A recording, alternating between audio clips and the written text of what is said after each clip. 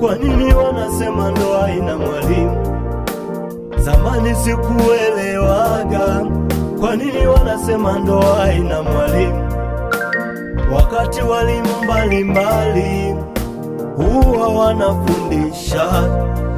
Wakati walimu mbalimbali huwa wanafundisha, mara ndoa iko hivi, mara ndoa iko vile, lakini hawajui tabia ya mtu ndani yake, lakini hawaelewi tabia ya mtu ndani ya moyo wake.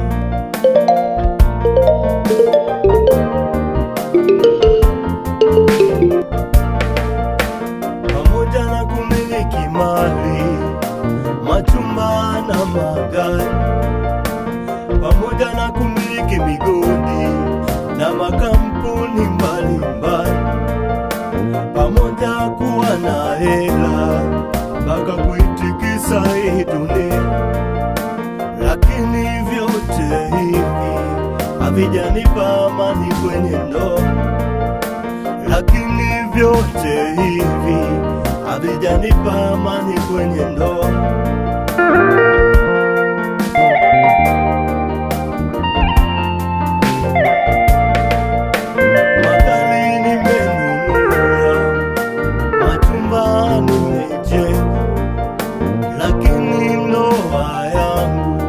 Nimeshindwa kuijenga mwenyewe.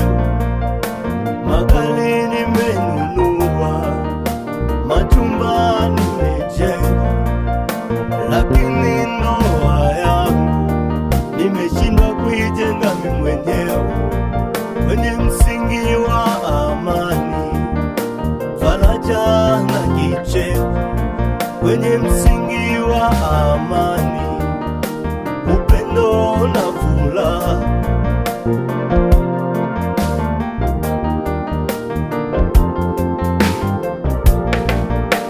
Pamoja kuwa ni raisi, amiri jeshi mkuu wa nchi, pamoja kuwa ni mbunge, diwani na waziri, lakini vyote hivi havijaweza kunipa amani kwenye ndoa, lakini vyote hivi havijaweza kunipa amani kwenye ndoa.